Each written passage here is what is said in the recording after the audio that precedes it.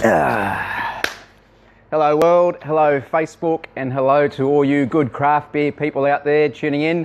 I'm Jeff Ewens from Beer Cartel, and this is another live broadcast, our weekly update with regards to the latest beers that arrived in store for your drinking pleasure. Little bit different of a setup this week. I thought I'd come out into our warehouse. So that's our warehouse, or part of it. This is where all our beers for our online orders are picked, packed and dispatched. And I'm sitting today on a pallet of Oktoberfest beers. So good beers from Germany, from the south of Munich and Bavaria. Arrived today, Oktoberfest. I'm going to talk a little bit about that towards the end of this video, but it's not far away, and we always sell out of the Oktoberfest beers. So they've come in. I thought I'd give you a bit of a heads up that they are available, and that Oktoberfest is on its way very, very shortly. But a bit more on that a bit later on. The first thing I want to do is talk about the new beers that have arrived this week. And the very first one that I want to talk about is from Mountain Goat. So this is the Alphonse. It's an India Amber Ale, or if you want to think of it as an India Red Ale, it's very, very similar to that. And this is from the team down in Mountain Goat, down in Richmond, Victoria. They've got a warehouse there, just not too far from the CBD of Melbourne. Interesting thing about this, so this comes out under their in-breed range of beers, and I thought I'd give a bit of information with regards to their different beers that they release as limited releases. The first one is that so they've got rare breed, in-breed, crossbreed and barrel breed. And this is an inbreed, and the differences between them all, if you've ever picked up a Mountain Goat beer and you're wondering what that might be, so the inbreed is typically inspired by one of their employees. So someone's become creative and thought that they would come up with an idea, and they kind of inspire the whole team to run with their idea. So it's typically one brewer inspired by that brewer, and they run with it. The other is that the rare breed ones is typically something that could be influenced from the outside of the business, or something they've seen or read about, and then all the brewers kind of get behind that and decide to come up with a recipe and actually develop that beer. The crossbreed is when they actually develop a beer with a local business or another business in Australia. It doesn't necessarily have to be local. One example of that is their coffee IPA that they released. And that was with a local roaster, so that was the Seedy Goat, and that was with 7 seed coffee roasters, and they made a coffee IPA with that beer. So that's the inbreed, rare breed and crossbreed. There are 3 different types that they release, and then they have their barrel breed, which is the 4th one. So the barrel breed, that's their higher end beers. Think of the ones that they released. They did a Christmas ale last year. They did their Imperial Stout, and they also did their barley wine. They're in 750ml bottles compared to these smaller bottles, come with a wax seal on top, and they're typically more expensive, around the sort of $40 mark, and they've been aged in barrels. Yeah, they're the 4 different types: inbreed, barrel breed, crossbreed and rare breed. If you ever wondered what the difference was between them all, that's the difference for the releases. So again, this is the Mountain Goat inbreed. This is the Alphonse. Now the Alphonse, like I said, inbreed, inspired by something within the brewery. This is actually inspired by something that's got a bit of historical collateral to the brewery. So Dave, when he first started brewing 20 odd years ago, he kind of had these old bits and pieces, and those old bits and pieces of brewing equipment, they kind of transformed into a sculpture of a goat that lives at the brewery. So it's a mechanical goat, doesn't actually move or anything like that. It's just made of old brewing parts. It's called Alphonse. You might be able to just maybe see him on the label there. And it's a bit of an ode to Alphonse. So that bit of the brewing history. So some of the parts that Alphonse is made out of is actually parts from when Dave used to do a lot of home brewing in his garage. So that's the India Red Ale, the inbreed Alphonse from the guys at Mountain Goat down in Victoria. So one to look out for. The next lot of beers that I want to talk about is from BrewDog. So the guys that do kind of left of field beers out of Scotland, and BrewDog, they've brought us, first one is their Hop Fiction Pale Ale. So I had this last night, very, very big on the aromatics. It's an American pale ale. I think about $6 odd on the bottle.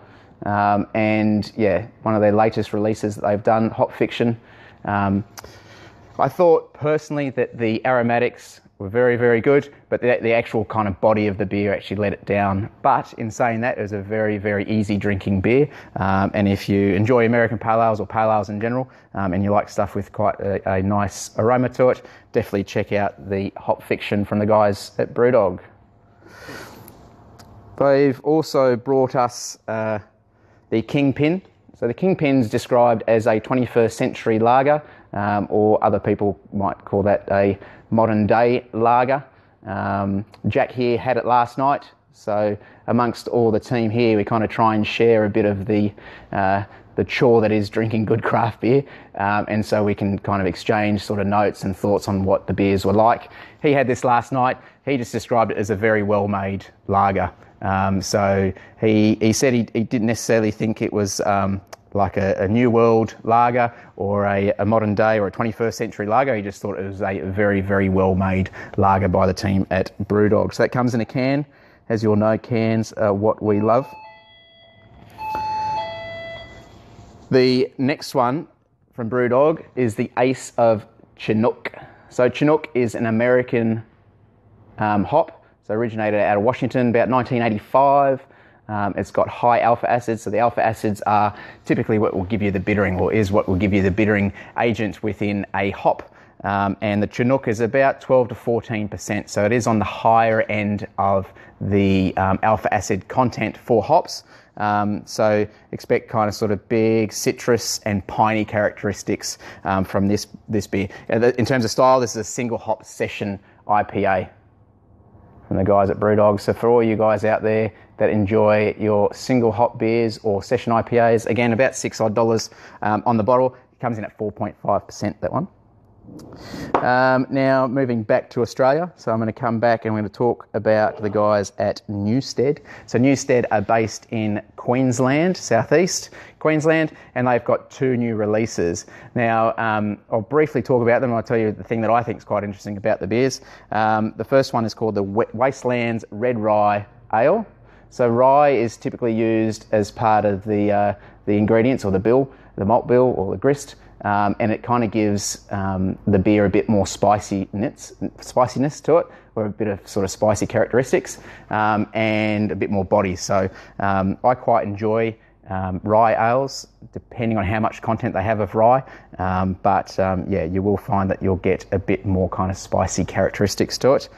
And the other one is the Outpost American Stout. So a stout by the guys at Newstead Brewing. And the interesting thing I thought about these 2 beers, apart from the fact that they are limited release, so unlikely to be seen again once they're gone. So if you enjoy limited release beers, again, another couple to look out for.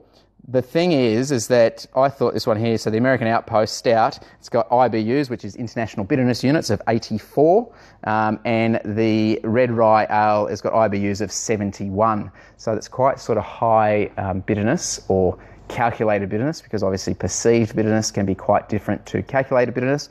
My understanding is that they are calculated bitterness units, and for some of the people that have been rating this on sites like Untapped or apps like Untapped and Rate Beer, some people have kind of put it down as a red rye IPA as opposed to just an ale. So that'll give you a bit of an idea as to the hop characteristics or the hop profile and bitterness that one will have from the guys at Newstead. And if you want to try an American Stout, or what's labelled as an American Stout, and that's got a decent bit of bitterness to it, so IBUs of 84, that's the Outpost American Stout, again from the guys at Newstead in Queensland.